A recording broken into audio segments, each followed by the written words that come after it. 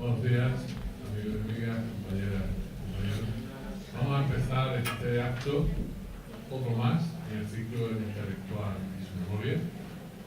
Y esta mañana pues es un acto de una significación especial. Por eso, como ya no quiero subrayarla. Tenemos con nosotros al escritor, profesor, académico, Marcos, del Perú. Y seguro que va a tener mucho que contarnos a través de la entrevista que le van a hacer en la conversación que mantengan los profesores Álvaro Salvador y Ángel Esteban. Creo que es una buena ocasión para conocer, profundizar de primera mano por el protagonista mismo en todo lo que ha sido su trayectoria académica, literaria, de gestión. Comentábamos que es decano de la Facultad de Filosofía y Letras de la Universidad de San Marcos, en Lima, y además pues una buena ocasión para, a través de su recorrido, bueno, pues tener un conocimiento más amplio de todo lo que ocurre al otro lado en la literatura latinoamericana, en la lengua española.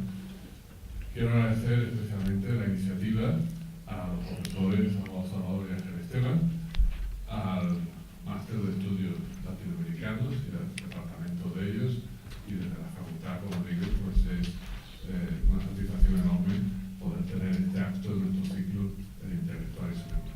Así que adelante, os dejo a los dos con nuestro invitado tan especial.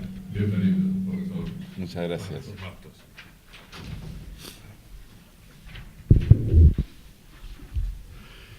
Bueno, buenos días a todos. Gracias por estar aquí acompañándonos en este acto, en este ciclo del intelectual y su memoria, que es un ciclo ya veterano de la Facultad de Filosofía y Letras, en donde pues pretendemos dejar memoria de las personalidades que de alguna manera pasan por nuestra facultad o están unidas a nuestra facultad de alguna manera. Para mí es un honor hacer ahora la presentación y también la entrevista al profesor Marcos Martos, al que conozco desde hace bastante tiempo y con el que he colaborado en distintas ocasiones, y que desgraciadamente nunca había tenido la oportunidad de venir a Granada con nosotros a conocer nuestra ciudad. Él es uno de los poetas más importantes de la actualidad poética en Perú. Es quizás uno de los máximos representantes de su generación, la generación de los 60, 70 en Perú, pero él es además un eminente académico peruano. Él ha sido presidente de la Academia de la Lengua Peruana, es catedrático de la Universidad de San Marcos y ha sido incluso decano de esa Facultad de Letras de la Universidad de San Marcos. Bueno, voy a dar algunos datos y así por encima, y nombrar algunos de sus libros, pero fundamentalmente donde va a estar la información, la información sustanciosa va a ser en la entrevista que le hagamos y por supuesto en las respuestas que él dé a esas preguntas que le vamos a hacer. Bueno, él es natural de Piura, que es una ciudad de provincia de Perú. Él hizo allí sus estudios primarios y luego se trasladó a Lima, en donde empezó a estudiar Derecho primero en la Universidad Católica de Perú, pero su gusto y su afición por las letras le llevaron a estudiar después literatura hispana en la Universidad Mayor de San Marcos. Ahí fue donde ya se licencia en 1972 con una tesis sobre Rubén Darío y Antonio Machado, y luego como doctor en letras con una tesis sobre César Vallejo.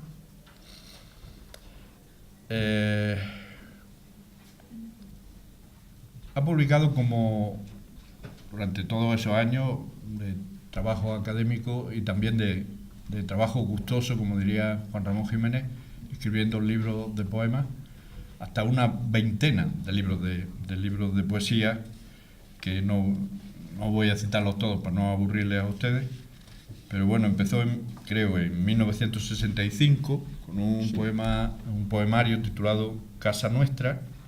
Luego publica Cuaderno de Quejas y Contentamientos en 1969, que obtuvo un premio nacional de poesía y ya de algún modo lo colocó en el canon de la poesía peruana. Y desde entonces hasta hoy en día, su último libro es de 2016, se titula Libro de Animales, y en medio pues podríamos citar muchos: Carpe Diem, Caballera de Berenice, El Mar de las Tinieblas, El Monje de Praga, Vértigo, Biblioteca del Mar, Caligrafía China, etcétera, etcétera. Bueno, yo, como digo, ha tenido distintos premios. Ganó los Juegos Florales de Poesía de la Universidad de San Marcos, el Premio Nacional, como ya he dicho, José Santos Chocano. Ha tenido un gran reconocimiento y su poesía se ha traducido al alemán, al griego, al francés, al portugués, al húngaro, al italiano, al inglés. Recibió en 2013 un homenaje en la Feria Internacional del Libro de Perú, y hay una cosita que no tiene que en apariencia no tiene tanto que ver con la literatura ni con la academia, pero que en el fondo sí tiene que ver. Él es un gran ajedrecista, ha sido incluso campeón de ajedrez en algunas ocasiones, en 1962 y en 1963, en un torneo que hubo entre Perú y Chile. Bueno, escribió un libro dedicado a esa afición, que se tituló Jaque Perpetuo. Y bueno, yo agradeciéndole que esté aquí con nosotros, y por fin, pues vamos a proceder entonces a esa entrevista del intelectual y su memoria. Entonces, ¿empiezo yo mismo? Sí, la primera, sí. Bueno, yo en primer lugar te quería preguntar, porque tanto la generación, cuando tú empezaste a estudiar en San Marcos, tanto esa generación como la misma Universidad de San Marcos, en esos años son un poco míticos dentro de la historia y la literatura hispanoamericana. Entonces, si nos podías hablar un poco de cómo fueron esos años primeros, Sí, con en esa época, ¿no? aquellos compañeros, ¿no? Sí. Miren, hay una pequeña añadido a lo que dices. En realidad yo empecé estudiando en la Universidad Católica Sí. y estuve ahí varios años y luego pasé a San Marcos. Pero estando en la Universidad Católica pude conocer a un personaje que después se volvió mítico, el poeta Javier Heró, que fue compañero de patio, digamos, y con él yo pude acudir a San Marcos, en visita desde la Católica San Marcos, que daban a pocas cuadras, como decimos, a pocas manzanas, como dicen ustedes. Y recuerdo haber asistido en 1961 a unas conferencias que dio el poeta Jorge Guillén en San Marcos. Habló de San Juan de la Cruz, de Bécquer, y fue una emoción muy grande porque era el primer poeta que estudiábamos, que estaba ahí y pudimos saludarlo, ¿no? Bueno, más allá de la anécdota, esos años estuvieron marcados por la Revolución Cubana en el aspecto político.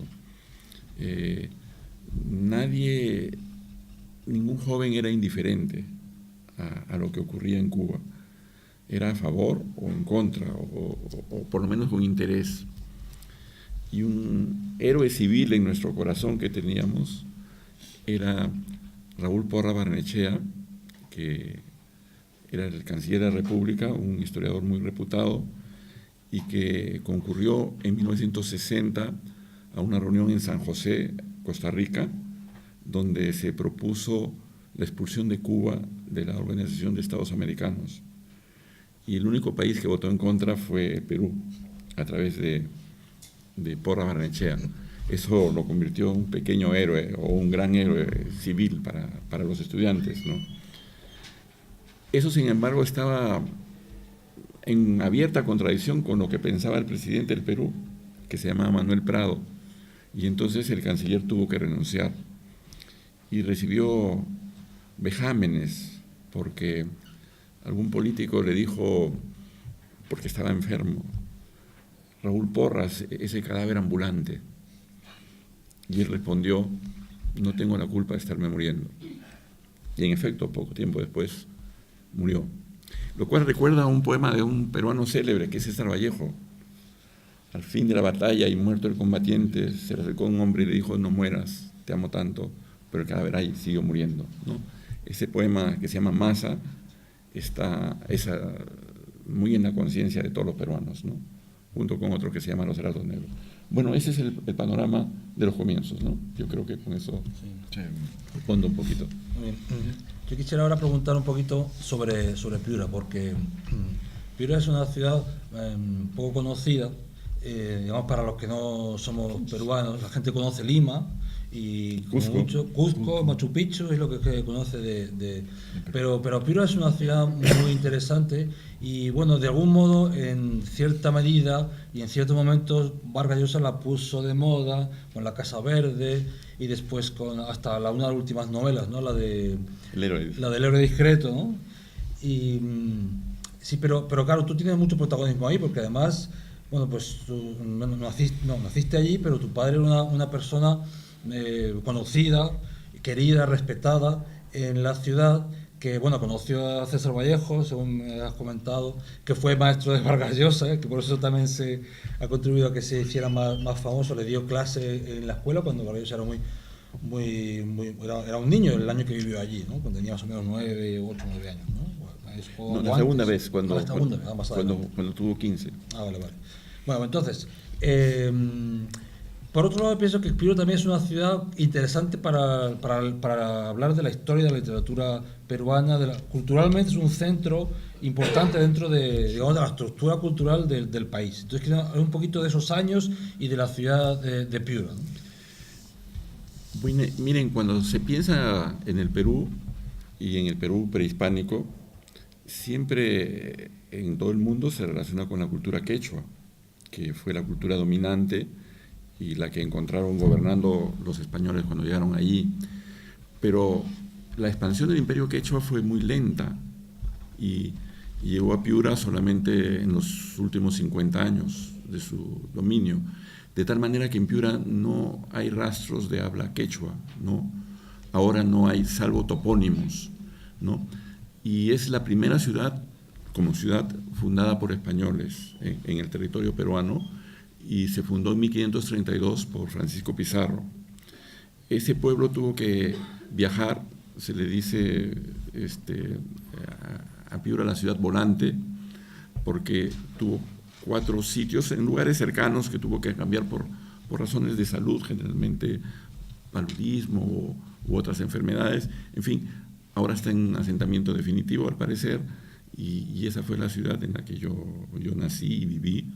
Y cuando yo salí de Piura tenía 50.000 habitantes, y esa fue la Piura que conoció Vargas Llosa, y ahora tiene 500.000. Ese es más o menos el poblado. Y Vargas Llosa estuvo en Piura en 2 ocasiones. Cuando tenía 9 años y estuvo en 5º año de primaria, y después al final la secundaria cuando tenía 15 años. Pero al parecer es la ciudad del Perú que más lo ha impactado. Desconozco las razones, él ha procurado explicarla, pero también se enreda un poco, ¿no? Son años, pues, decisivos. Él tuvo amigos en el 5º año de primaria que 5 años más tarde los encontró terminando la secundaria, y son amigos que le han durado toda la vida. Por ejemplo, Javier Silva Ruete, que después fue ministro. Y lo que llama la atención, pues, bueno, eso pasa con un tipo de excepcional talento, ¿no? Cómo aprovecha cada una de sus experiencias para irlas incrustando en toda su literatura. Reconocemos, los que somos de esa ciudad, pequeños tics de piurano, digamos, que aparecen en la novela de Vargas Llosa, inclusive en las que no hablan de Piura. Por ejemplo, el lenguaje de la gente de allí. Hay hay una palabra que se usa en Piura que que es chifle, que designa, ¿cómo se diría? Es el platanito. El platanito, un platanito como una... Una especie de patata frita, pero que es de plátano, Sí. salado, y Sí. que en Cuba le llaman mariquitas, patacones, se llaman Sí, también por ahí, sí. ¿no? Pues, Bueno, esto, gracias a la novela Vargallosa, ha saltado a ser un lenguaje peruano. O sea, la palabra chifle era solo de Piura. Y esa palabra ha pasado al lenguaje del Perú. Y ahora, bueno, no ahora, hace 2 o 3 años yo encontré en las calles de Madrid vender chifles con el letrero chifle, ¿no? Y seguramente era un peruano el que lo vendía, ¿no? Pero entonces debemos, los que somos de esa región, la incorporación de varios vocablos que se hablan allí al español del Perú, y por lo tanto, ya que están en la novela de Vargallosa, también al español pues americano, ¿no? Y bueno, aquí está funcionando en mí un poquito el lexicógrafo ya, pero quiero decir que para nosotros, los de Piura, ha sido una suerte, una verdadera suerte en el terreno cultural, que Vargallosa haya estado por allí, que sea un tipo tan extraordinario y que nos reconozcamos en sus novelas como nadie ha retratado a esa zona, ¿no? Bueno, yo siguiendo un poco con la pregunta anterior, pero centrándonos más en la poesía, cuando yo leí por primera vez tus poemas, me llamó mucho la atención que, siendo de esa generación, ¿no?, de 60, 70, porque... Sí. Pero sin embargo, tu poética era bastante distinta a la de la generalidad de esa generación. Creo que esa generación es como más neovanguardista, más experimental, y sin embargo tú estabas más en la tradición clásica, en una poesía más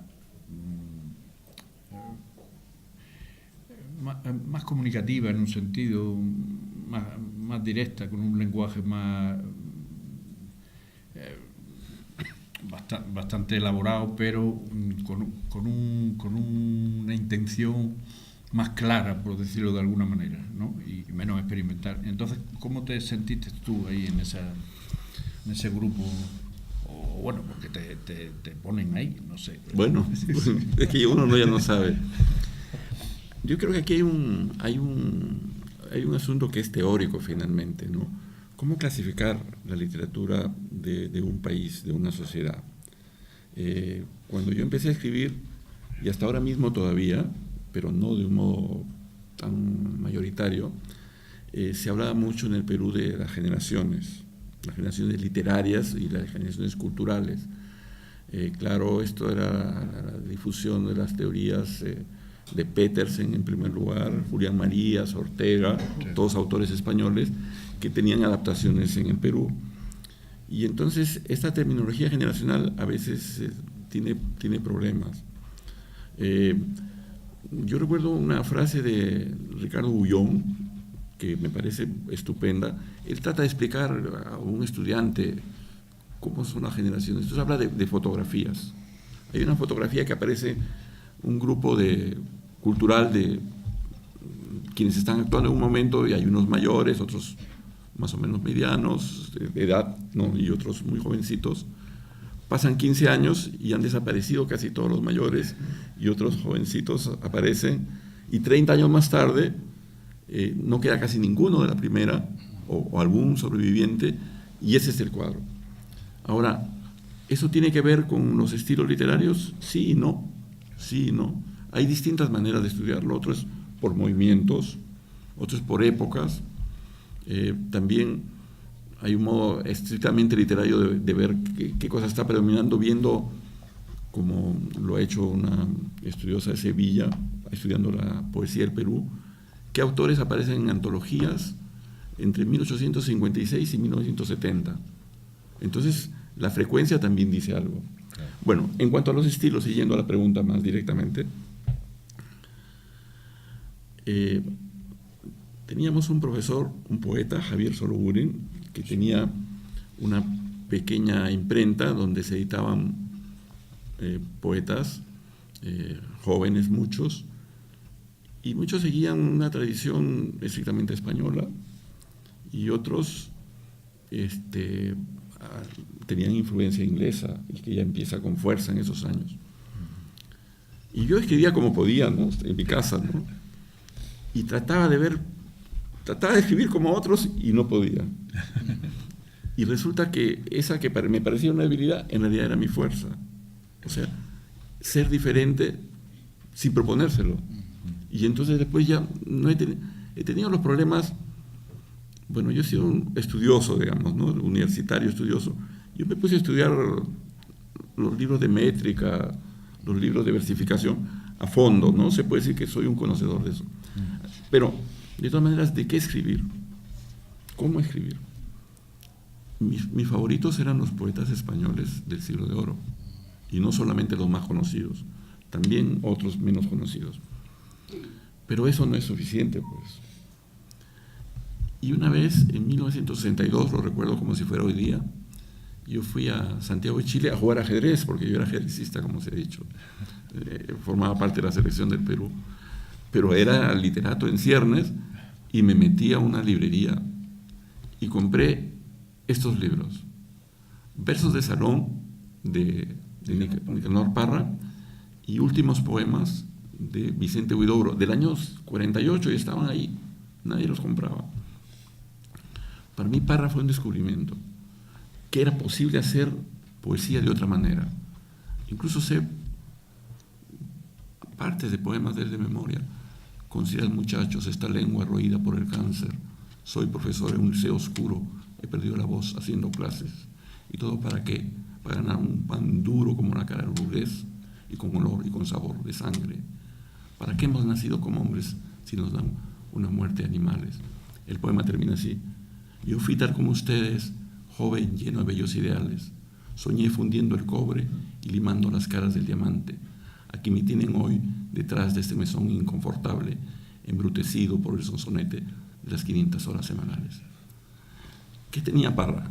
Parra tenía la sabiduría clásica, el verso en decasílabo, tenía rima inclusive, a veces no, pero decía algo nuevo. A mí me parecía que era nuevo. El sujeto ya no es héroe, sino es antihéroe. Eso fue lo que yo tomé de Parra, la poesía del antihéroe. Pero procuré eludir su cinismo, porque es un poeta muy cínico, ¿saben? Pero a veces es muy gracioso. Miren un último poema que apareció en un artefacto, como le llama, en una calle de Santiago de Chile. La gente lo repite ahora y no sabe que es de Parra. Dice así: la izquierda y la derecha unidas jamás serán vencidas. Bueno, tengo otra pregunta relacionada. Bueno, vamos a relacionar un poco la práctica poética con el academicismo, el hecho de pertenecer a la academia. Yo, por ejemplo, ahora tengo aquí 3 de tus últimos libros de poemas y veo que eres una persona muy versátil, muy curioso, te interesan muchas cosas. Por ejemplo, uno, Musas del celuloide, un libro dedicado a actrices de cine en el que habla sobre a lo mejor alguna intervención que han tenido, el caso de Penélope Cruz cuando le dieron el Oscar en Vicky y Cristina Barcelona, o Ava Gardner en el Hotel Bolívar, ¿no?, en Lima, o Angie Cepeda en la película de la novela Vargas Llosa de Pantaleón y las visitadoras. Es un libro muy distinto a los libros que clásicamente se pueden publicar en el Perú o en cualquier país. Otro, Máscaras de Roma, un libro que está dedicado a la historia de Roma, hablando de personajes muy diferentes de toda la historia, es decir, la visión de la ciudad en relación con personajes importantes que ha tenido a lo largo de la historia. El espíritu de los ríos, un libro que habla sobre la selva desde muy diferentes maneras. Es decir, hay una curiosidad tremenda de temas, pero luego también aparte de esto, te has centrado académicamente en los grandes hitos de la literatura peruana. Y en concreto, me quiero referir a Vallejo, porque Vallejo es el gran poeta del Perú, el gran poeta contemporáneo, y no solo del Perú, yo creo casi que de la lengua española, por América Latina. Desde mi punto de vista, no hay dos o tres como él en el siglo XX. Y eso me imagino que será un honor para los peruanos. Entonces, quiero saber un poco qué significa para ti, que lo has trabajado académicamente, ¿no? Empezaré contando esta experiencia. Yo nunca había ido al lugar de nacimiento de César Vallejo, y he ido este año. Es un pueblo muy pequeño en la sierra del Perú, es difícil llegar a él. Desde Lima hay que ir en avión a Trujillo, 500 kilómetros, 1 hora, y desde ahí son 5 horas en bus, pero por carretera muy escarpada, ¿no? El pueblo ha tomado, ese pueblo, y no he visto ningún otro, para ningún otro poeta, ha tomado conciencia que haya nacido un hombre importante. Entonces le han cambiado los nombres a las calles. Tienen los nombres de sus libros o de sus poemas. Hay la calle Paco Yunque, que es un personaje, la calle Los Heraldos Negros, un libro, la calle Poemas Humanos, la calle España aparta de mí este cáliz, otro título de sus libros, la calle Rusia 1961, un reportaje que hizo cuando fue a Rusia ese año, y la que no encontré pero que está es Voy a hablar de la esperanza, un título de un poema suyo. Y miren ustedes ese fervor. Hubo un congreso ahí sobre César Vallejo, ahí todos los años, en el mes de mayo. Y yo me acerqué a un niño a 2 niños en la plaza y le pregunté, ¿sabe? A uno, ¿no? ¿Sabes tú de memoria un poema de César Vallejo? Sí lo sé, me dijo. Y al otro le pregunté lo mismo y me dijo, todavía no me sé. Y ese todavía no me sé me dice mucho porque en sus planes estaba aprenderlo. Y puedo decirles que cualquier persona del Perú sabe por lo menos un poema de César Vallejo. Ha entrado en la carne de la gente. Y por ejemplo, hay personas que se burlan de este hecho, pero a mí me parece más bien positivo. Hay 4 equipos de fútbol en el Perú que tienen nombres de escritores. Hay el equipo César Vallejo, que está en la primera división, el equipo Real Garcilaso, es el Inca Garcilaso, el equipo Mariano Melgar, sí, y hay uno que no me acuerdo. Bueno, pero quiero decir que la poesía no ha muerto en el Perú, está viva, y está viva, bueno, como en España también, y no en Francia o Alemania, en los recitales públicos. Los países de América son lugares donde hay festivales de poesía siempre, en todas partes, y el más famoso, creo, de toda América es el de Medellín. Hay otro en Granada, de Nicaragua, también muy importante, otro en Buenos Aires, y en Lima también tenemos. El nombre Vallejo, la poesía de Vallejo, que es tan honda, contribuye a lograr una cohesión cultural entre todos nuestros países. Bueno, antes has hablado de tu interés por la poesía clásica española, ¿no? Que, bueno, eso en cierto modo responde un poco a esta pregunta que te voy a hacer, pero se nota eso en tu gusto por la métrica, en tu dominio del metro, pero ¿podías abundar un poco más en qué medida te ha interesado no solo la clásica, sino, digamos, también la contemporánea? Ah, sí, claro que sí. Bueno, aquí están los profesores.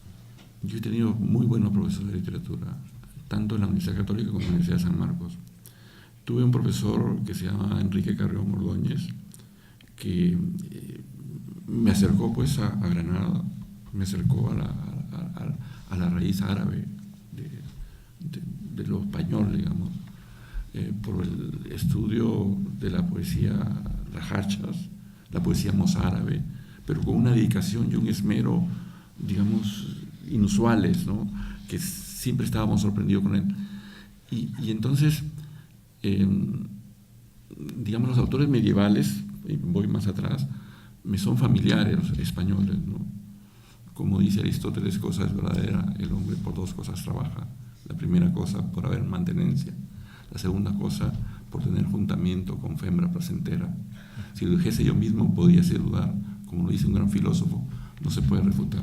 Así preste dedita, ¿no? Bueno, de ahí viene, ¿no? Y yo puedo seguir, pero hay que respetar el auditorio, ¿no? Bueno, Quería decir que lentamente pues la literatura medieval hizo carne en mí también, y no solo la española, también la medieval italiana. Dante, yo soy un fervoroso lector de Dante, ¿no? Fervoroso lector. Y miren, hay un crítico canadiense, Frey, puede ser, Anatomía de la Crítica. Frey, sí. Frey, sí. Sí. Frey. Él dice, se refiere a los espacios para cantar. Entonces dice, hay 4 espacios para cantar: el cielo, el aire, la tierra y las cavernas. Y como no hay modo de medir a los poetas un modo verdadero, ese es un modo aproximado. ¿A quién canta este poeta? Bueno, canta la tierra, la mayor parte canta en la tierra. Se mete en las profundidades, bueno, los demonios, psicoanálisis, Dostoyevsky. Llega a los cielos, bueno, San Juan de la Cruz. ¿Hay alguno, se pregunta, que abarque todos los espacios? Sí, Homero. Otro, Virgilio. Otro, Dante. Y yo me atreví a añadir otro, César Vallejo, ¿no? Y entonces yo veo la literatura española, para continuar con el hilo, como una totalidad, ¿no? Entonces, como es mi lengua, lo siento pues tan próximos a todos, ¿no? A Marqués de Santillana, o a poetas que he descubierto a través de otro poeta, un poeta peruano, Carlos Germán Belli, tal vez el más grande que tengamos ahora. Nació en 1927, tiene 90 años. Él redescubrió la sextina, ¿no? Que la había hecho Fernando Herrera. Y antes pues Arnaud Daniel. Desde Fernando Herrera hasta el año en que Belli escribe, y hubo un poeta español que escribió el mismo año, un poquito después, Gil de Viedma, ¿no? Nadie había practicado la sextina, que es la más difícil forma poética conocida para mí. Bueno, Belli practicó y me permitió acercarme a Fernando Herrera, que es un poeta tal vez que no brilla tanto como Garcilaso, pero bueno, es un gran poeta también, ¿no? ¿Cierto? Y Francisco Medrano. Y bueno, la lista es interminable. Y ahora en el siglo XX, para hacer un pequeño salto, en el siglo XX, el poeta que yo sabía de memoria también poemas, y hasta ahora sé, fue Pedro Salinas. Cuando lo estudié en la universidad, me pareció increíble. ¿Y cómo yo no sabía que existía Pedro Salinas? Bueno, con el tiempo, porque en el colegio no te hablan de Pedro Salinas en el Perú, claro, pero con el tiempo, bueno, son Lorca, Cernuda los que ocupan en esa generación, digamos, más espacio en mi corazón, ¿no? Y claro, he ido conociendo más a los poetas más recientes de los años 70, ¿no? Los que aparecieron como novísimos, como Pergil Ferrer, por ejemplo, ¿no? Bueno, podemos seguir. Bien, otra cosa ya relacionada con una actividad distinta, muchas veces parece que los poetas son personas que están como fuera de los circuitos más prácticos de la sociedad, que tienen poco que ver con la gestión digamos, de la vida, de la sociedad, de las ciudades o de las instituciones. Y sin embargo, bueno, todo el mundo puede pensar que Becker fue una persona que no se preocupó por las cosas de la tierra, y Becker dirigía revistas y además cuando tuvo amigos en el gobierno, pues les pedía favores para tener gestión y para tener más dinero. El asunto es que Marco Bartra, siendo un poeta muy fino y con muchos intereses diferentes y con una formación, como ya habéis visto, muy sólida, y con esta memoria que tiene, conoce desde los poetas medievales hasta los actuales, resulta que también ha estado muy relacionado con la gestión universitaria y en general con la gestión cultural en su país. Como ya ha anunciado, bueno, ya ha dicho Álvaro antes, él ha sido durante bastantes años decano de la Facultad de Letras de la Universidad de San Marcos, una facultad bastante grande que tiene un volumen de gestión importante. Él ha sido presidente de la Academia de la Lengua en peruana, y bueno, y en ese sentido ha tenido su trabajo en el país, dentro de la academia, pero también ha tenido su trabajo en relación con todas las academias, con el resto de las academias nacionales de la lengua española, y por eso tiene mucha relación con la española, y ha venido a España en ese sentido un montón de ocasiones, con reuniones, etcétera, decisiones sobre lo que la academia debe hacer o no debe hacer, o debe publicar o no debe publicar. Y luego hay también, por ejemplo, un caso que me interesa muy especialmente, creo que nos va a interesar a todos, y es que ha sido miembro del Tribunal del Jurado Nacional de las Elecciones del Perú, un tribunal de ética. Es decir, personas que investigan la vida de aquellos que se presentan a las elecciones políticas para más o menos sugerir si su actuación pública ha sido lo suficientemente ética como para que sean que puedan presentarse a esas elecciones. Y lo ha sido en las elecciones de 2011 y las de 2016. Entonces quiero un poco que nos hable de todas estas, de cuáles han sido algunas experiencias, tanto en el decanato como en el tribunal, como en la academia, que piensa que son relevantes e interesantes. Uno va haciendo las cosas y no se da cuenta que está haciendo toda una vida, ¿no? Nadie ha resumido mejor que ustedes dos mi quehacer, ni yo lo hubiera podido hacer, de verdad, pero se nota que han trabajado mucho. Bueno, quería decir esto, en el Perú, yo creo que también en España, ¿no? Los poetas tienen fama de bohemios, ¿no? Y yo he huido de la bohemia como la peste, desde niño.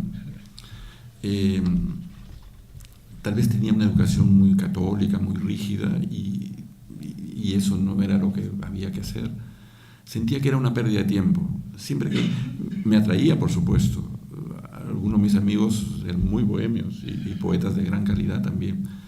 Mi salvación fue el ajedrez para no ser bohemio, porque toda la literatura tiene a estar en los bares, ¿no? Bueno, pero de todas maneras un poeta carga con eso, ¿no? El poeta que también es profesor. Y de pronto un poeta que llega a decano no va a poder, fue lo primero que se va a desanimar. Ni siquiera ahí, cuando ocupé el primer pequeño cargo, decían eso. Y eso a mí en secreto me molestaba muchísimo. Pero ¿por qué yo, qué me falta a mí que tengan ellos? Yo no veía nada, ¿no? Pero bueno, aprendí a administrar.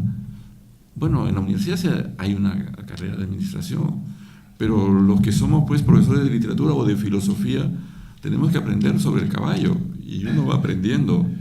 Y sobre todo, yo creo que el consejo principal cuando uno tiene autoridad es uno consultar lo que se pueda, pero tener capacidad de decisión. Yo en alguna parte leí que es mejor equivocarse que no decidir. Y yo muchas veces he decidido, y si me he equivocado, he retrocedido, y no pasa nada. Peor es equivocarse totalmente o no decidir, dejarlo para siempre. Y claro, San Marcos es la universidad más conflictiva del Perú. Entonces yo he aprendido ahí, digamos, a saber discutir, saber callarse, saber ganar elecciones también, en fin, cosas más bien de político. Pero no es esa mi vocación, sin duda. Pero, digamos, el cierto éxito literario en poesía, que es muy amenguado comparado con el de la novela, y, en fin, cierta ponderación, es la que me ha permitido seguramente llegar a este cargo, que es un honor, el cargo de estar en ese Tribunal de Ética del Jurado Nacional de Elecciones. Y pasamos situaciones difíciles. Yo voy a mencionar dos en distintos momentos. En una era candidato Toledo. Toledo, sí. Sí, y era presidente de la República Alan García. Y Alan García, que no tenía que intervenir, pero intervino un poquito contra Toledo, más allá de lo permitido, y Toledo se quejó ante este tribunal. Entonces, llamarle la atención al presidente de la República es mucho. Entonces se le mandó una carta privada y él respondió con otra y permitió que se haga pública sus excusas. No quise decir lo que dije, en fin, sabe ser melífluo y habilísimo es, y Toledo tuvo que quedarse convencido. Eso fue una cosa pequeña vista en perspectiva. Pero el caso más llamativo, y que yo creo que salió también en los periódicos de España, fue el caso de un candidato a la presidencia de la República, llamado César Acuña, en las últimas elecciones, que hizo un convenio con la Universidad Complutense, de su universidad, que se llama César Vallejo. Tenía una universidad de la que era rector. Y la tesis que presentó no fue legítimamente redactada. Hubo una acusación. Parece ser, esto lo digo entre paréntesis, parece ser que él no hizo la tesis, que la encargó a terceros. Es un caso que hasta ahora no se resuelve. Es un caso que está siendo visto ahora por la justicia española. Pero nosotros, y lo puedo decir y repetirlo delante de cualquier autoridad, comprobamos que la tesis no era original. Y entonces le llamamos la atención, eso se hizo público y comenzó a caer en las encuestas. Y ese fue su castigo. Y el segundo castigo que tuvo fue, ya no por eso, por otra cosa que está prohibidísima, que es dar dádivas a los electores, cosa que hizo en un meeting, y entonces el jurado lo dejó fuera de carrera. No a su lista parlamentaria, que tiene 10 representantes en la Cámara, ¿no? Ya, eso fue lo más llamativo. No crean que fue un momento alegre para nosotros, en realidad fue un momento triste, pero fue esa obligación de hacerlo. Como digo, eso está todavía en investigación, es una cosa muy, muy, muy fina, no sé dónde terminará, pero él ya no, yo puedo suponer que no va a alcanzar la presidencia de la República, tampoco después.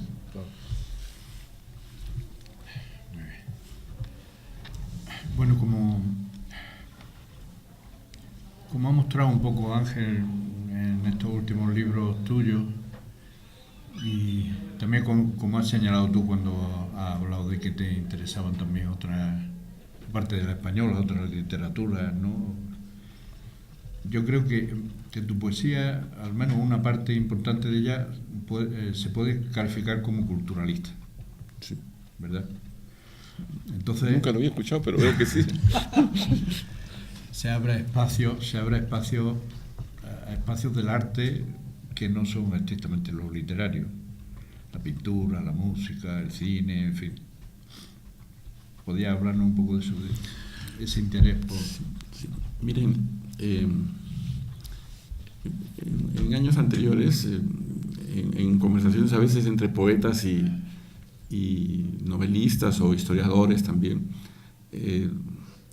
a veces quejándose de su propio trabajo, un historiador o un novelista dice: ¿quién como tú que escribes poemas y publicas libros delgaditos? Yo escuché eso, entonces dije, pero yo sentí como que la beta de lo personal que ocurre a una persona, de lo personal que ocurre a cada individuo, perdonen es el lapsus, digamos que se va volviendo menos interesante con el paso de los años. La vida de un hombre o una mujer entre 10 y 35 años tal vez tiene más variaciones que lo que ocurre después. Y no es que no haya sentimientos, siempre los hay, ni situaciones conflictivas, también siempre los hay, pero tal vez tienen una intensidad más menguada. Y sin embargo, estoy hablando de la poesía lírica que escribe sobre lo que le pasa al sujeto que la escribe. Y después de eso, es más interesante, pues, lo que pasa en el mundo. Entonces yo estoy cogiendo una idea de Saussure, el padre de la lingüística. Él habla de la sincronía y la diacronía. Y yo, sin ponerle cultural o culturalista, le había puesto a mi poesía este título, ¿no? Poesía diacrónica, ¿no? Una poesía que quiere viajar a través del tiempo y de las culturas, claro. Bueno, en esta misma línea de interés por las cosas que no son exclusivamente de uno, sino las cosas que están en el mundo, creo que también hay un espacio interesante en tu vida, en tu reflexión para la política. Y quisiera hablar un poquito también, porque quizá aquí hay gente de muy diversa procedencia y de muy diversos intereses, a veces literarios, otras veces más relacionados con el mundo de la historia o de la política o del arte. Entonces me interesa saber un poco algo sobre la historia más reciente del Perú. porque Perú ha pasado momentos muy convulsos en el siglo XX, sobre todo en esos últimos años, últimas décadas en las que hubo un terrorismo muy fuerte y que ha sido además bastante historiado por los novelistas, ¿no? En concreto, bueno, también por poetas, también por historiadores, pero los novelistas incluso ahora mismo, están publicando muchas novelas que hablan de los años 70, de los años 80, etcétera. No, y luego ya, a partir de Fujimori, parece que hay como una etapa en el siglo XXI, una etapa de bastante desarrollo, que llama la atención.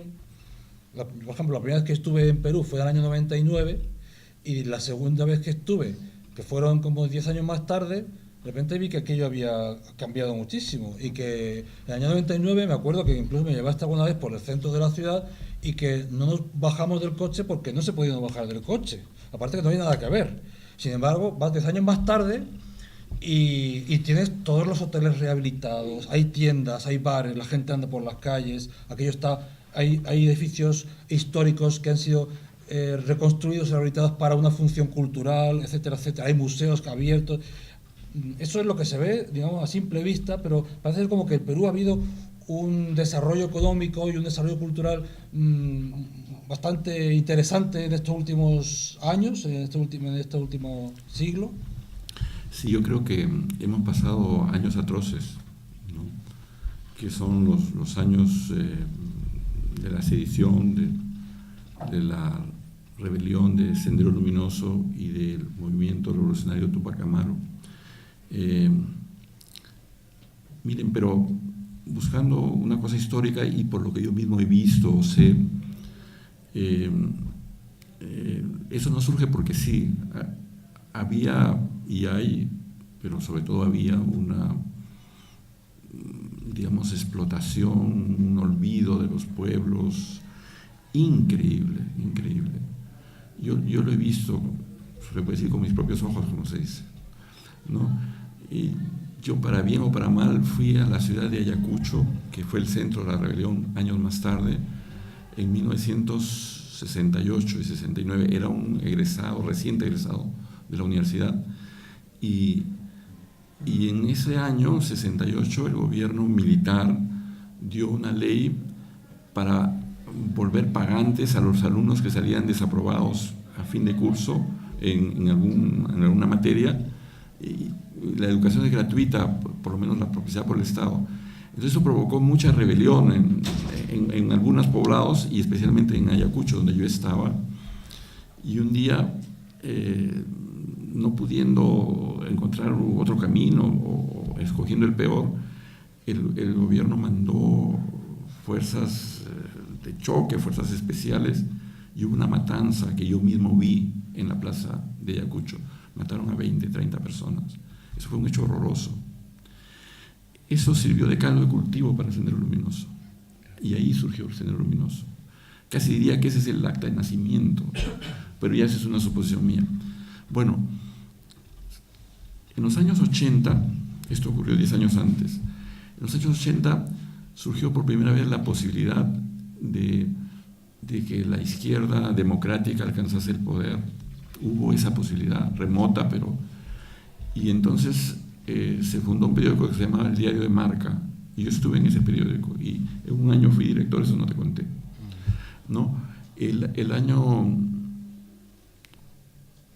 83, por primera vez un candidato de izquierda ganó la alcaldía de Lima, que se llamó Alfonso Barrantes, y este hombre fue digamos, la mejor esperanza de la izquierda en toda la historia republicana, y se confiaba mucho en él para ganar las elecciones del año 85, cosa que no ocurrió precisamente porque ya había aparecido Sendero Luminoso, y Sendero Luminoso empezó con esos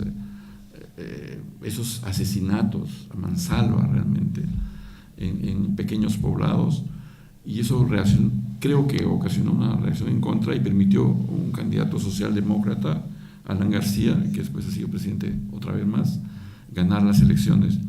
Y Alan García combatió a Sendero, pero no fue capaz de terminar con él. Estuvo a punto de atrapar a Aymar Guzmán, cosa que no ocurrió, pero Fujimori sí lo hizo.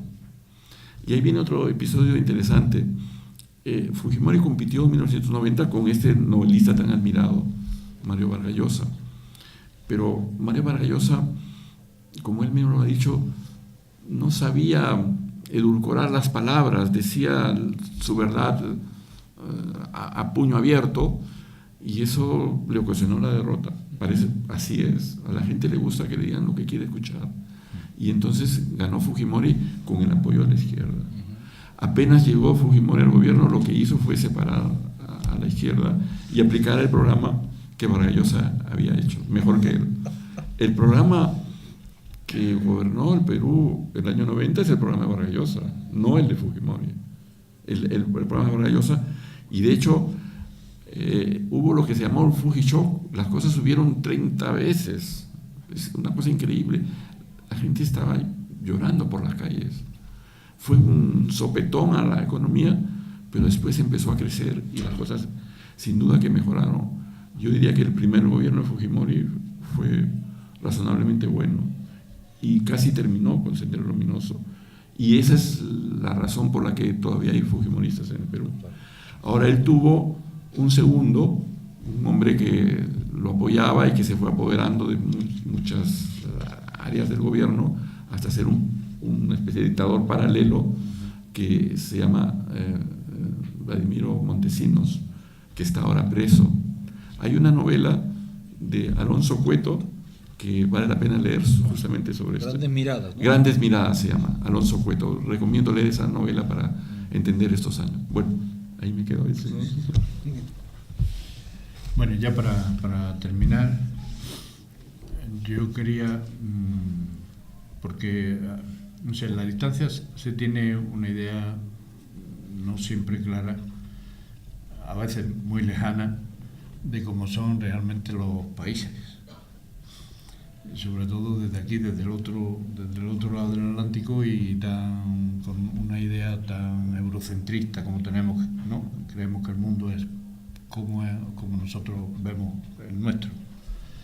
Sin embargo, Perú es un país muy especial, muy insólito, sobre todo para un europeo. Sí. Es decir, cuando uno llega a Perú, no se imagina esa mezcla de desierto con selva y de nubes que no llueven y todo ese mundo tan. Y no me estoy refiriendo todavía a la población, sino simplemente a la geografía, ¿no? A lo que es la naturaleza, teniendo en cuenta que yo siempre lo digo, quien no ha visto la naturaleza americana no ha visto la naturaleza, para mí, ¿no? Porque hay una diferencia abismal, ¿no? Entonces porque claro, digamos que en el imaginario de la literatura hispanoamericana, desde los cronistas, hay una mitificación de América y en concreto también de Perú. Sí. Y yo creo que eso funciona luego en la literatura, ¿no? Toda esa mitología, ese inventario simbólico. En fin, que hablara un poco de eso. Seguramente conocen ustedes el personaje Lope de Aguirre, ¿no? Yo creo que ese es un símbolo de lo que ocurrió en los primeros años y cómo llama la atención a los literatos hasta hoy día. Y hay por lo menos 5 o 7 novelas sobre Lope de Aguirre, de los más variados autores españoles, varias venezolanos, películas, todo. Llama la atención eso. Miren, yo no conozco, tiene que haber en el mundo, por supuesto, pero yo no conozco ningún territorio más variado de climas que el Perú, y lo mismo también de estaciones. En Lima parece que no hay estaciones, pero en otros lugares se manifiestan de modo muy drástico. Miren, nos afecta tanto eso que una persona como yo, que es de literatura, sin embargo, puedo dar ese testimonio. La ciudad de Piura, otra vez, es inclementemente azotada por inundaciones. Y son tan potentes esas inundaciones que inundan el centro de la ciudad y arrasan con todo. Y yo, como persona de Piura, sé de memoria los años desde el siglo XIX en que se ha salido el río y qué daños ha causado. Yo no soy de geografía, sin embargo puedo dar una pequeña clase sobre eso. Y la última inundación ocurrió este año, pero desastres que se demoran años de años en separarse. Y asimismo hay lugares donde no pasa nada, uno de los cuales es Lima, salvo terremotos, Sí. que también son muy famosos. El principal ocurrió en 1746 y destruyó toda la ciudad. De 30.000 que tenía, quedaron 5.000, ¿no? Y bueno, Perú y Chile son tierras de terremotos, pero al mismo tiempo de lugares muy apacibles y de bellezas increíbles en la Amazonía, de culturas que la gente cree que están desaparecidas y no están. Hay una sabiduría para desprestigiar a uno de estos en la selva, le dicen brujo, pero en realidad es un curandero. Son personas de una sabiduría absoluta. Hay una sustancia llamada ayahuasca, cuya composición química la estudian los conocedores, que tiene propiedades curativas increíbles, pero manejadas pues por un curandero. Hay un libro que yo recomiendo leer, se llama La serpiente cósmica, de un suizo, Irving Narby.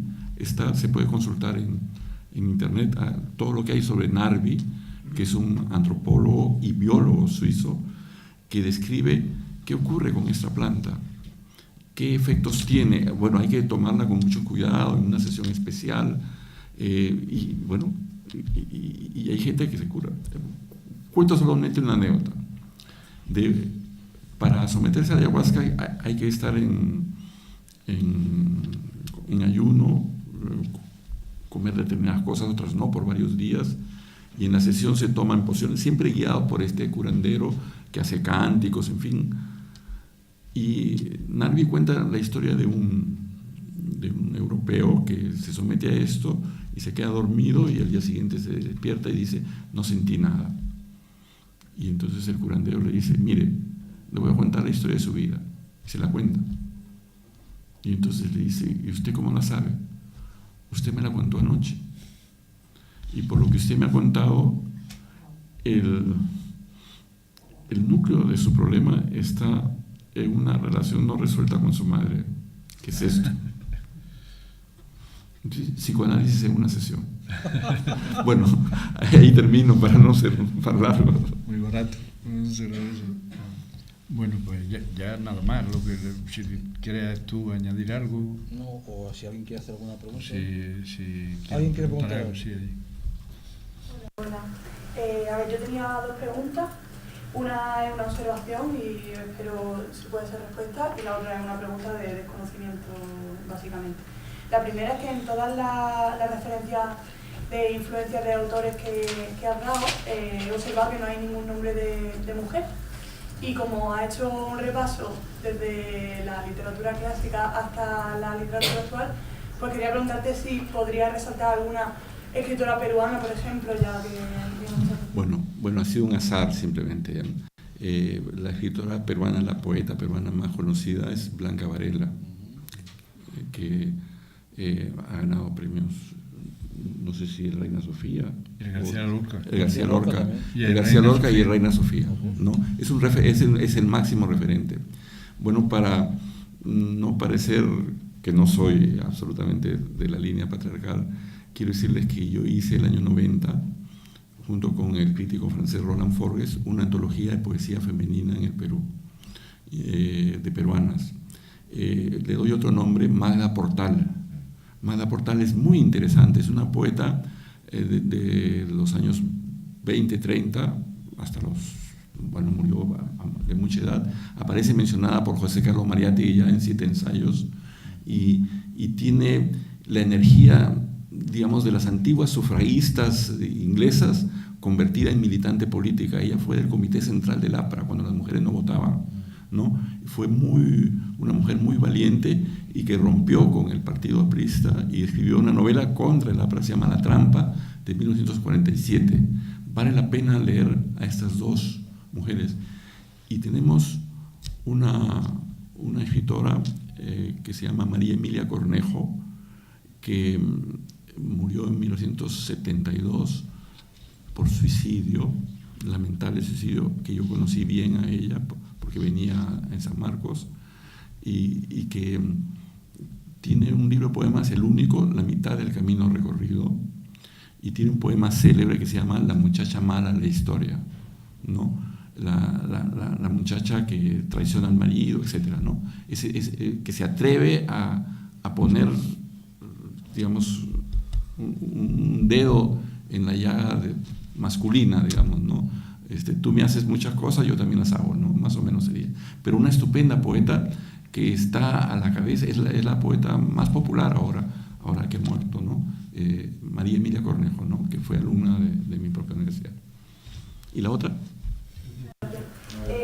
La otra, bueno, que me ha llamado la atención lo del comité, es que realmente desconozco si en España existe, yo no lo conozco. Lo del comité de ética que evalúa a las personas que van a presentarse. Sí. Y la pregunta es con qué criterios se escogen a las personas que van a formar ese comité y con qué seguridad de objetividad ideológica. Bueno, el criterio es el Jurado Nacional de Elecciones hace una lista de personas y la somete a los partidos participantes que votan. O sea, los que van a participar en una elección escogen a estos jueces de ética, ellos mismos.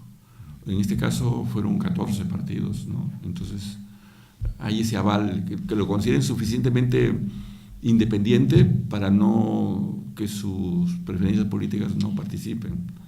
En ese comité, digamos, yo he tenido no una militancia de izquierda, pero una notoriedad de izquierda en los años 80.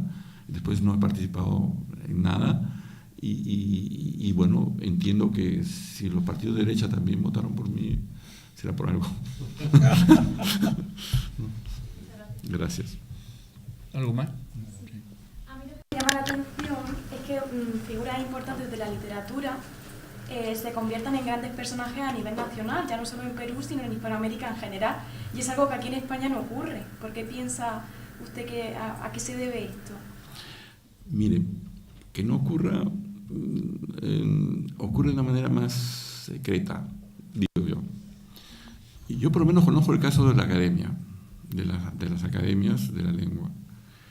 El peso que tiene la academia, la Real Academia Española, en la sociedad española, no la tiene ninguna otra academia en los respectivos países. Quiero decir que para nosotros, el presidente de la Asociación de Academias, que era Víctor García La Concha, pues llamaba al rey por teléfono, por decir algo, ¿no?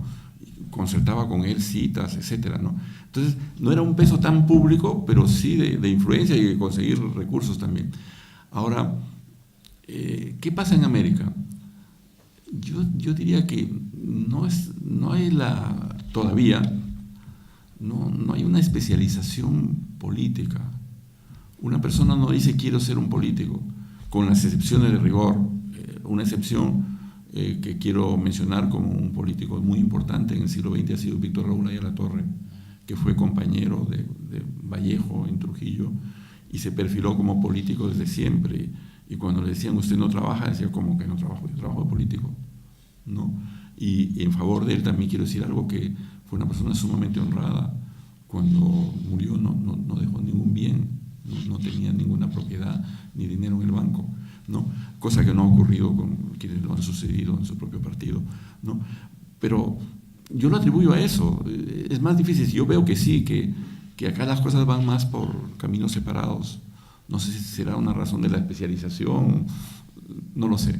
De verdad, es una pregunta que solamente comento al costado, pero mi respuesta es no lo suficientemente rica. Gracias de todas maneras. ¿Algo más? Sí. Tenemos una cuestión, no solo vista desde el Perú, sino los pueblos del sur o las culturas y países del sur. ¿Considera que motivo de preocupación las nuevas formas del neocolonialismo en un contexto de globalización, cómo afectan a nuestras culturas?